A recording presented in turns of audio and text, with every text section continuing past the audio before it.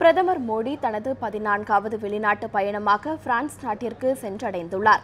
இந்த பயணத்தின் போது புதுச்சேரி உள்ளிட்ட 100 நகரங்களை ஸ்மார்ட் நகரங்களாக மாற்றுவதற்கான ஒப்பந்தங்கள் நிறைவேற்றப்படும் என்று எதிர்பார்க்கப்படுகிறது. வளர்ச்சியடைந்த நாடுகளின் பட்டியலில் உள்ள பிரான்ஸ், ஜெர்மனி, கனடா ஆகிய 3 நாடுகளுக்கு 8 நாள் பயணம் மேற்கொண்டுள்ள பிரதமர் மோடி நேற்றிரவு பிரான்ஸ் நாட்டின் ஊர்லி விமான நிலையத்தை சென்றடைந்தார். அங்கு மோடிக்கு பிரான்ஸ் வெளியுறவுத்துறை அதிகாரிகளும் அந்நாட்டில் வாழும் இந்தியர்களின் பிரதிநிதிகளும் உற்சாகமான வரவேற்பு கொடுத்தனர். பிரதமரின் இந்த வெளிநாட்டு பயணத்தில் பிரான்ஸ் நாட்டிற்கு செல்வது முக்கிய அம்சமாக கருதப்படுகிறது. பாதுகாப்புத்துறை, அணுசக்தி துறையில் இந்தியாவின் தேவைகளை நிறைவேற்ற பிரான்ஸ் உதவுவதற்கான முக்கிய ஒப்பந்தங்கள் இந்த சுற்றுப்பயணத்தில் நிறைவேற்றப்படுகின்றன. இதற்காக மோடியும் பிரான்ஸ் அதிபர் பிரான்கோயிஸ் கோலண்டோவும் படகில் பயணித்தபடியே புதுமையான நடைமுறையில் பேச்சுவார்த்தை நடத்த உள்ளனர். மோடியின் இந்த பயணத்தால் இந்தியா பிரான்ஸ் நட்பு மேலும் வலுப்படும் என வெளியுறவுத்துறை செய்தி தொடர்பாளர் சையத் அக்பருதீன் கூறினார்.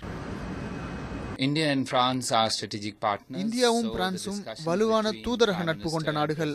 இந்திய பிரதமரும் பிரான்ஸ் அதிபரும் பாதுகாப்புத்துறை, அணுசக்தி துறை உள்ளிட்ட பிரச்சனைகள் குறித்தும் தீவிரவாதம் உள்ளிட்ட சர்வதேச பிரச்சனைகள் குறித்தும் விவாதிப்பார்கள்.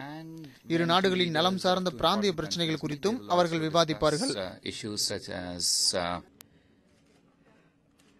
இந்தியாவில் 100 ஸ்மார்ட் நகரங்கள் உருவாக்கப்படும் என மத்திய பொது பட்ஜெட்டில் அறிவிக்கப்பட்டது.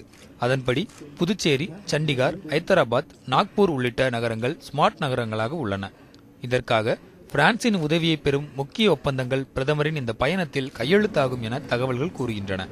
வரும் 12ஆம் தேதி பிரான்சிலிருந்து ஜெர்மனி செல்லும் மோடி பின்னர் ஜெர்மனிக்கும் கனடாவிற்கும் சென்று மேக் இன் இந்தியா திட்டத்திற்கு வலு சேர்க்க திட்டமிட்டுள்ளார். செய்திப்பிரிவு, நியூஸ் 7 தமிழ்.